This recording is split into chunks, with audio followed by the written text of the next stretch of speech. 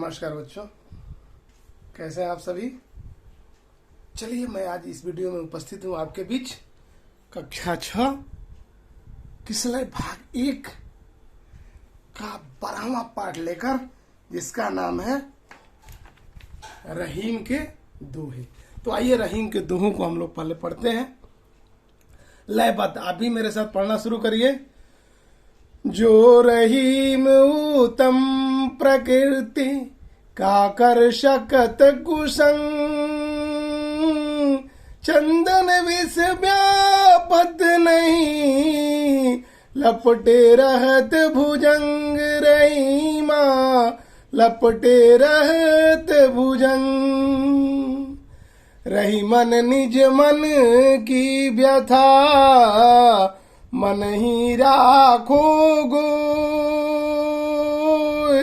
सुनिए ठिलई है लोग सब, बाट न लई है कोई, रहीमा बाट न लई है कोई। रहीमन धागा प्रेम का, मत तोरे चटका, जोड़े से फिर ना जुरे, जुरे गांठ पर जाए, रहीमा जुरे गांठ पर जाए।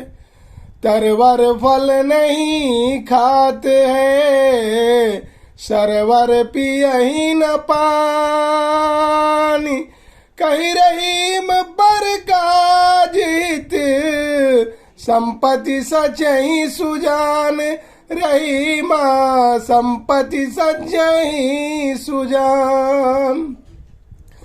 रहीमन देखी बड़न को, लघु नदी जय डार, रहीमन देखिन बड़न को, लघु नदी जय डारी। जहाँ काम आवे सुई, कहाँ करे तलवारी, रहीमा कहाँ करे तलवार।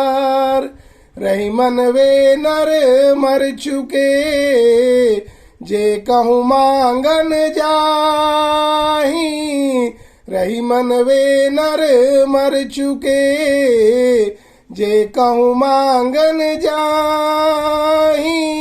उनते पहले वे मुए, जिन मुख निक सच नाई, रहीमा जिन मुख निक सच नाई।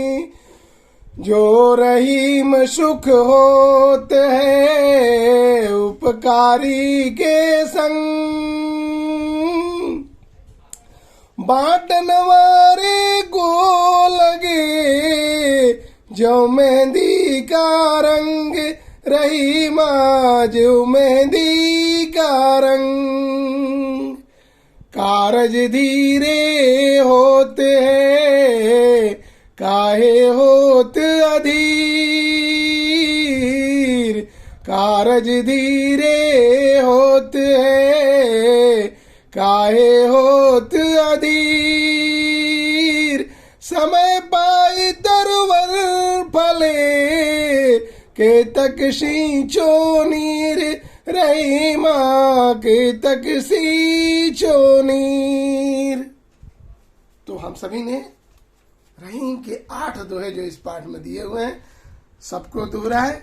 आइए हम लोग शब्दार्थ को एक बार देख लेते हैं, इसके शब्दार्थ पर बात कर लेते हैं। निज, निज का मतलब अपना, गोय मतलब गुप्त छिपा कर रखना, अठलई है मतलब उपहास करना, बांट मतलब बांटना, तरवर मतलब वृक्ष, सरवर का अर्थ है तालाब, संचयी का हिंदी है इकट्ठा करना, परकाज मतलब परोपकार, उत्तम मतलब बहुत अच्छा, प्रकृति मतलब स्वभाव, कुसंग मतलब खराब लोगों के साथ, भुजंग मतलब सांप, लघु मतलब छोटा, बड़न मतलब बड़ा उच्च महान, तरवरी तरवारी मतलब तलवार, मांगन मतलब मांगना, मुए मतलब मृत, और निकसत मतलब निकलना। आइए अब हम लोग जल्दी जल्दी इसके भावार्थ पर बात कर लेते हैं। पहला दोहा, जो रहीम उत्तम प्रकृति का कर सकत संग, चंदन विश्व व्यापत नहीं लपटे रहत भुजंग। रहीम जी का कहना है कि जो उत्तम प्रकृति के लोग हैं, जो अच्छे स्वभाव के लोग हैं, जो गुणवान है, महान है, उनको खराब लोगों की संगति प्रभावित नहीं करती है। कैसे?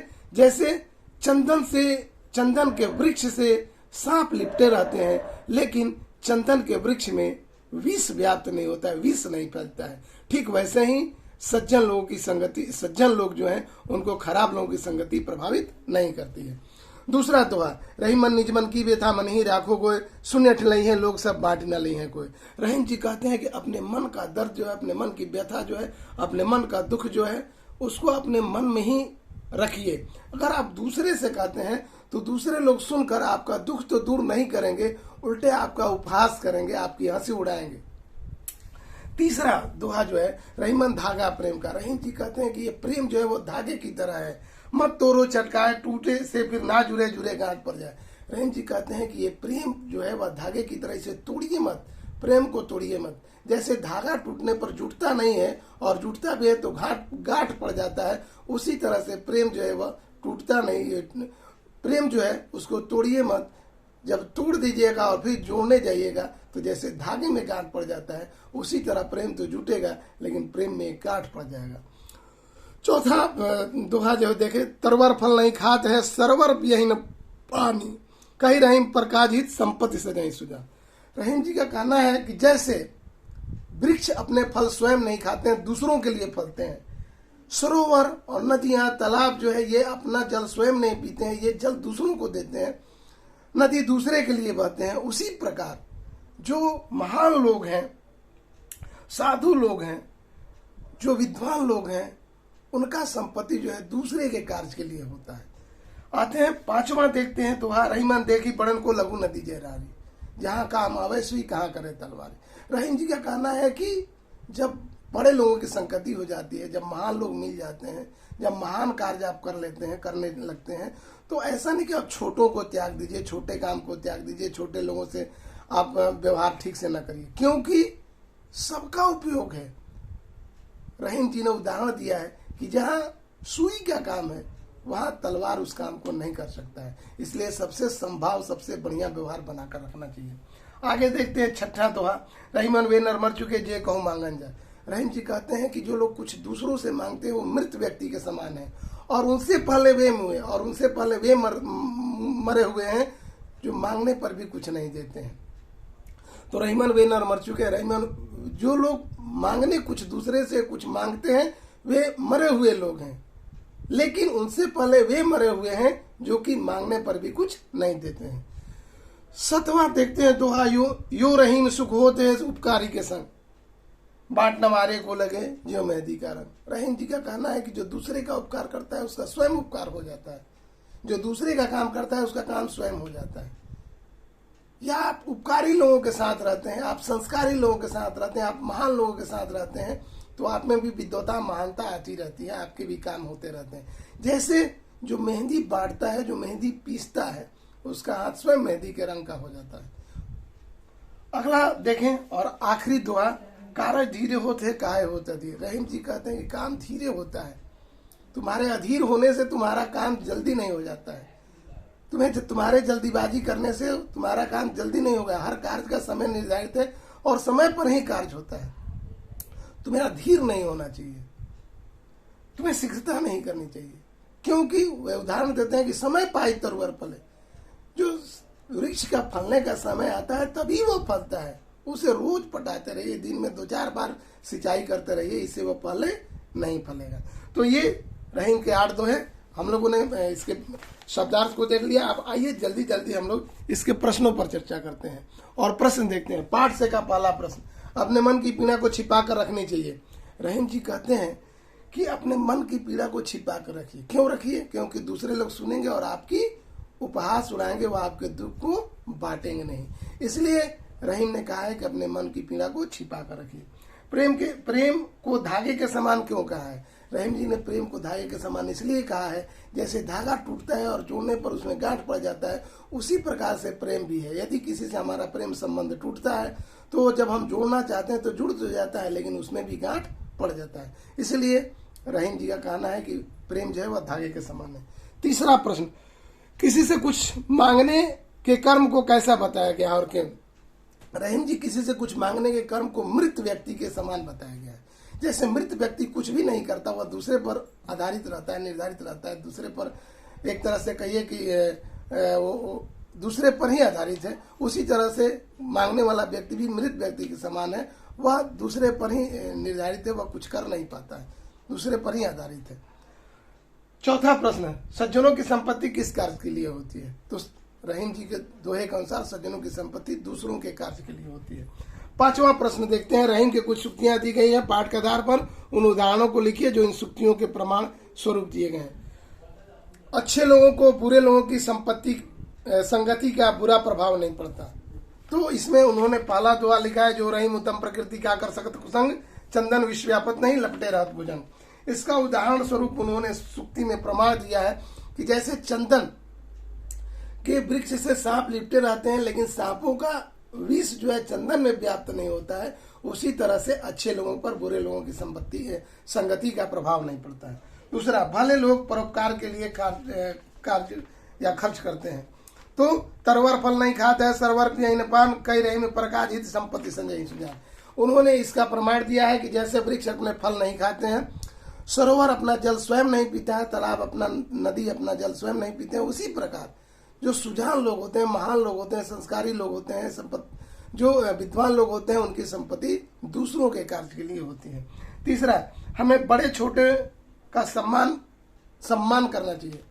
तो इन्होंने, रहीम जी ने कहा है कि रहीमन देखी बड़न को लघु न दीजिए डार, यहाँ काम आवे सुई कहाँ तेरे तलवार। रहीम जी कहते हैं कि सबको सम्मान दो, इसलिए कि जहाँ सुई का काम है, तलवार वह काम नहीं कर सकता है। इसलिए हमारे जिंदगी में, हमारे समाज में सब लोग सम्मान है, सब लोग को सम्मान दो, सभी सम्मान है, सबको सम्मान दो, ताकि जहां जिसकी जरूरत पड़े हम उनसे काम ले सके। अगला प्रश्न, दूसरों का भला करने वाले का अपने आप भला हो जाता है। इसमें लिखे हैं, यो रहीम सुख होते उपकारी के संग बाट नवारे को लगे जो मैं अधिकारन। रहीम जी कहते हैं कि जो दूसरों की भलाई करता है, जो दूसरों का काम करता है, उसका काम स्वयं हो जाता है। जैसे मेहंदी बांटने वाले को, मेहंदी पीसने वाले का हाथ स्वयं लाल हो जाता है। अगला देखें, हमें किसी कार्य के लिए अत्यधिक व्याकुल नहीं होनी चाहिए। तो इन्होंने इसके लिए साक्ष्य दिया है, कार्य धीरे होता है काहे होता धीर, समय पाई तरवर फले केतक सींचो नीर। रहीम जी कहते हैं कि हमें किसी कार्य के लिए व्याकुल नहीं होनी चाहिए, कार्य का जो समय होता है उसी पर वह कार्य होता है। और उन्होंने प्रमाण दिया है, जैसे वृक्ष को तुम कितना भी सींचो, लेकिन जब उसका फलने का समय है तभी वह फलेगा। अगला प्रश्न, छठा प्रश्न देखते हैं, जहां काम है सुई कहाँ करे तलवारी का भाव स्पष्ट कीजिए। तो रहीम जी कहते हैं कि इस संसार में, इस समाज में हमें सबसे समान व्यवहार करना चाहिए, हमें सबका जरूरत पड़ता है। और उन्होंने बताया है कि जहां सुई की जरूरत है उस काम को तलवार नहीं कर सकता है, इसलिए तुम सबसे समान व्यवहार करो। अगला प्रश्न पाठ से आगे का देखते हैं, ऐसे दो अवसरों की चर्चा करें जब आपने दूसरों के लिए काम किया हो और आपको उसका लाभ मिला हो।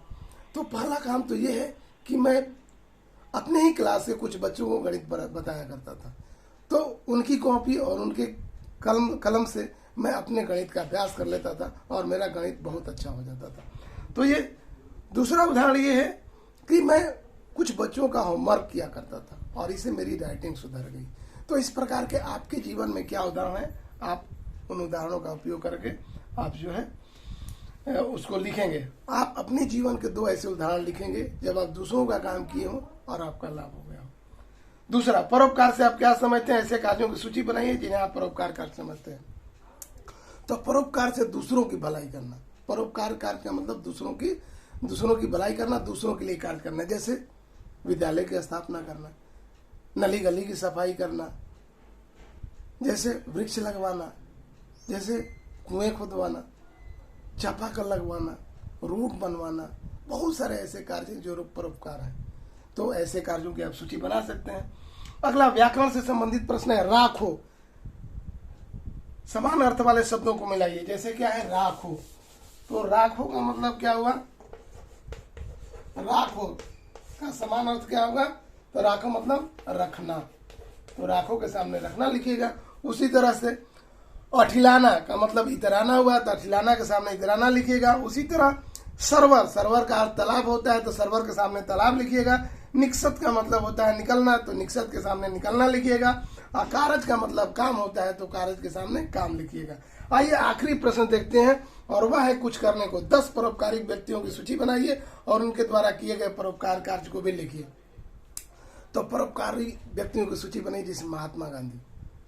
महात्मा गांधी ने क्या किया? छुआछूत मिटा दिया। महात्मा गांधी ने क्या किया? महात्मा गांधी ने हमारे देश को आजादी दिलाई।